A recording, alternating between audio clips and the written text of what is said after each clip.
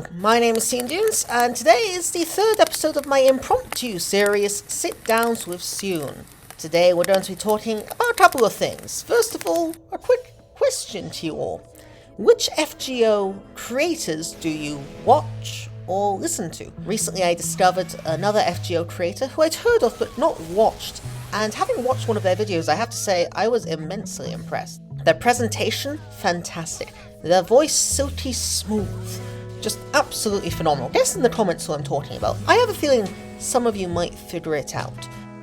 Now, today's episode, however, is not on other FGO creators, although that is an interesting topic if you want to hear me talk about it, but rather events in Fate's Grand Order, and particularly how it is becoming increasingly difficult for newer players to access them. While we haven't seen this too much on NA, Imaginary Scramble does have a Lost Belt 1 requirement, yes, but in general events are fairly accessible.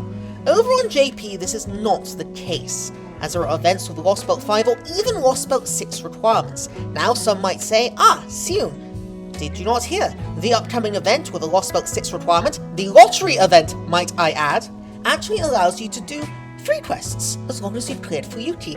And this is perhaps a workaround, yes, allowing them to access the materials and ascension items available. On the other hand, this is already a farming intensive game. I highly doubt the way to entice newer players to stick with it is by saying, here you go, here's some more farming. Let them access the story. And this brings me to my wider question is, what should be the purpose of events in Fate's Grand Order?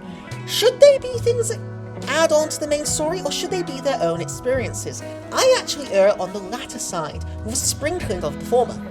Case in point, think of the summer events. Yes, they're informed by things that take place in the early singularities, but the characterization of the leads, such as, say, Jean Alter from Summer 3 or Ishtar from Summer 2, are so strong that you don't need to have played those earlier story missions in order to understand the events.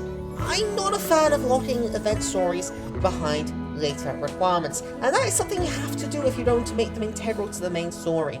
Furthermore, for those players that miss that particular event, they're missing a key part of the story, and I just don't think that's a good way to run a game. You just don't have this problem with self-contained stories.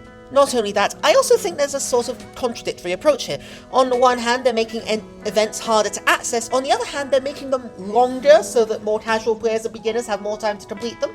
The beginners and more casual players that no longer have access to the events because of the harder entry requirements. In general, my point is, let's have events that are perhaps slightly more detached from the main story so that the entrance requirements are not absolutely absurd. And of course those harder entry requirements mean that those who would benefit from events being elongated are not going to, because they cannot even access them. Tell me what you think in the comments, and if you enjoy this series. I've been Sitdowns, and I'll see you soon.